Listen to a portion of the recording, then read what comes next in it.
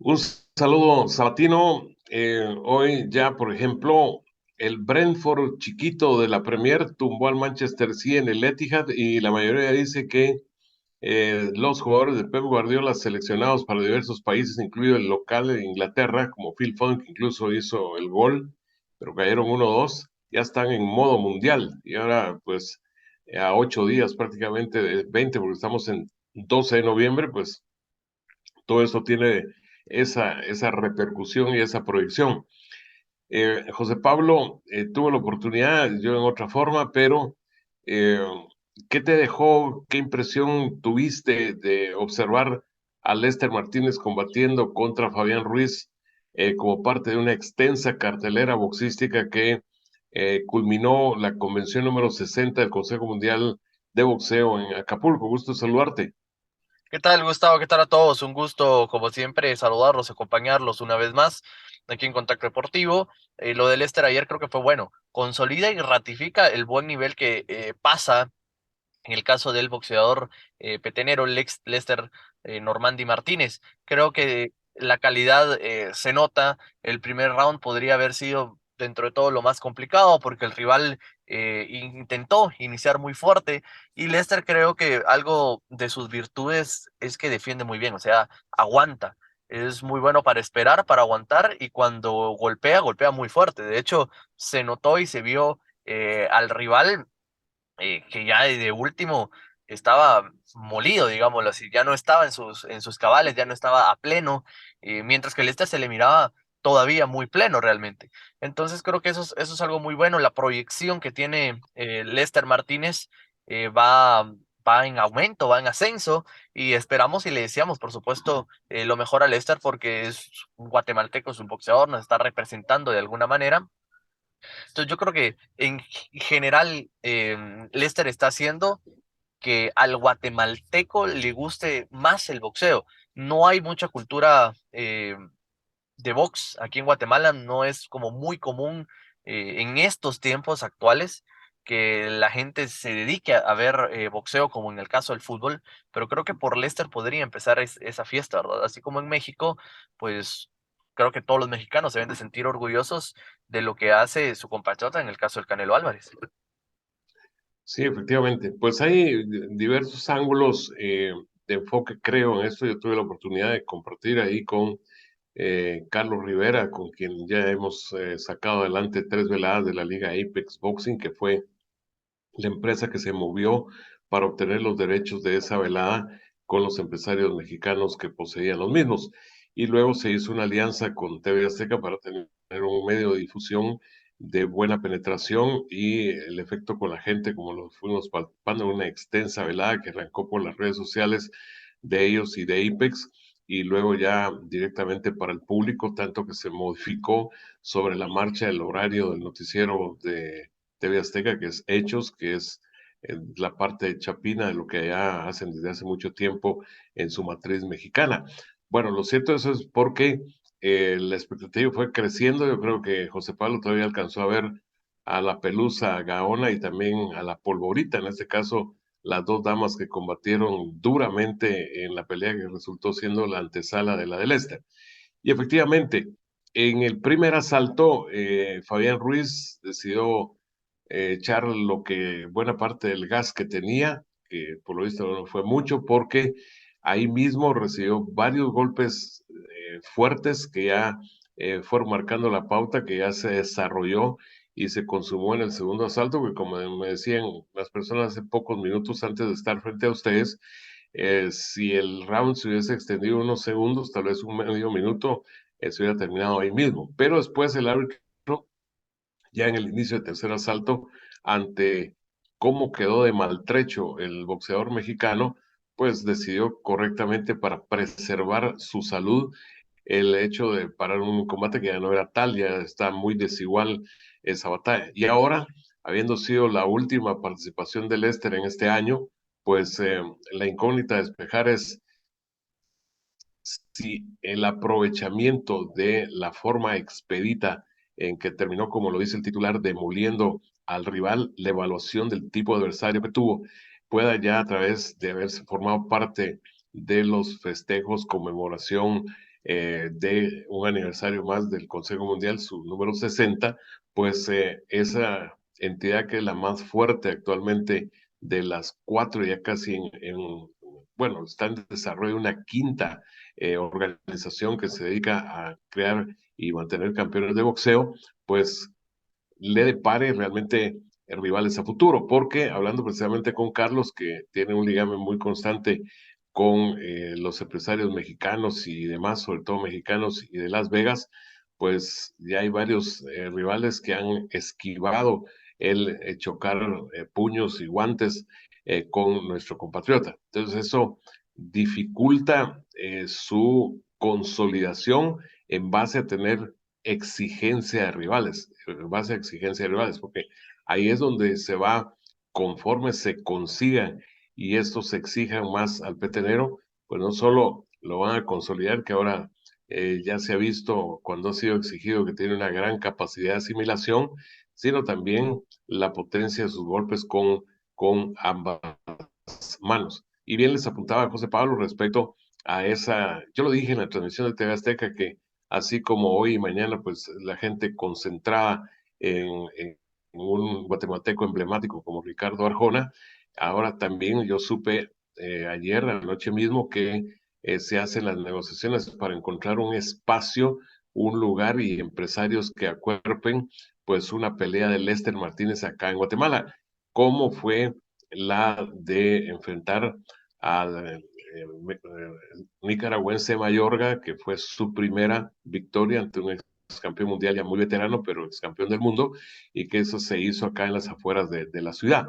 Entonces, eso creo que generaría una expectativa, tanto que el mismo José Pablo, que está muy inmerso en el tema de eso de los artistas, tanto individuales como grupos que llegan a Guatemala o están por llegar casi cerrando el año, pues de que lo de Arjona fue fulear la primera y hacer la segunda, que será mañana, y yo pienso que si hubieran extendido eso de la posibilidad, habrían logrado también otro lleno. Entonces, ¿a qué vamos? A que ese tipo de guatemaltecos tienen el reconocimiento de los propios compatriotas. Y el boxeo ahora tiene cultores, incluso la Liga Apex va a producir dos veladas antes de que termine el año, en el 3 de diciembre y otra el 17, incluyendo, y la conoció José Pablo cuando fuimos a su gimnasio a hacerle el reportaje, María Micheo, que ya tuvo incluso una pelea por título mundial en su peso y categoría.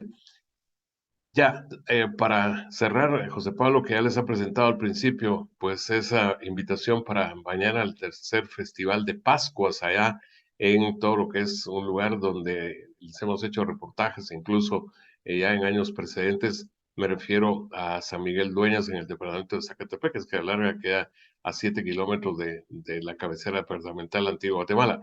Pero a esta altura, cuando estamos a 8 días de iniciar la Copa del Mundo, José Pablo, ya para cerrar esta comparecencia ante la gente que nos sigue acá en Contacto Deportivo, ¿qué comentario te genera algo que se dio muy sólidamente en el final de la semana, desde el jueves? Primero, algo ya lo tocamos, pero lo otro no. Me refiero a Joseph Blatter calificando como un error haberle otorgado hace 12 años la sede a Qatar.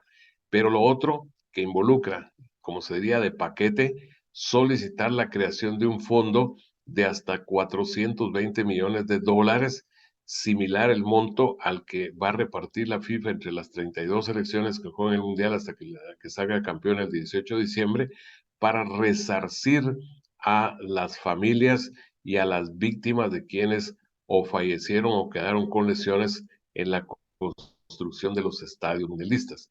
Y rematando con que, a pesar de ser paisanos, le dio duro a Gianni Infantino, el actual titular de la FIFA, diciendo que para el fútbol no es bueno que Infantino prácticamente tenga ahora su residencia en Qatar. Sí, yo creo, Gustavo, que desde el momento que se anunció Qatar, sin duda alguna, algo extraño, algo diferente, atípico, poco común o como ustedes le quieran nombrar, pues se veía venir. ¿Por qué? Porque Qatar futbolísticamente no nos dice mucho o prácticamente nada. Entonces uno no pensaría, es cierto que hay que diversificar el fútbol y que ya tuvimos un fútbol, un mundial, mejor dicho, en Sudáfrica, otro Corea y Japón, y ese tipo yo sí estoy de acuerdo con ese tipo de culturas porque pueden ser diferentes, pero no así de drástico como Qatar. Es que Qatar es muy chico, es muy cerrado, o sea, eh, es como que si quisieran de ahí proponerse Irán a organizar un mundial, yo no creo que la gran mayoría quisiese aceptar algo así. Entonces hay que entender de que también hay límites. Lo ostentoso que va a ser este mundial, lo radical que va a ser por la parte cultural. De hecho, yo no sé si sabían, pero no se puede salir, pero ni siquiera en pantaloneta. O sea, usted tiene que usar pantalón en todo momento. Y estamos hablando de un país en donde el calor o el clima regular en esta época de invierno está entre los 35 y 39 grados. Entonces, pues lo normal es a ese tipo de temperaturas a nivel mundial, pues usar un tipo de ropa mucho más cómoda, ¿verdad?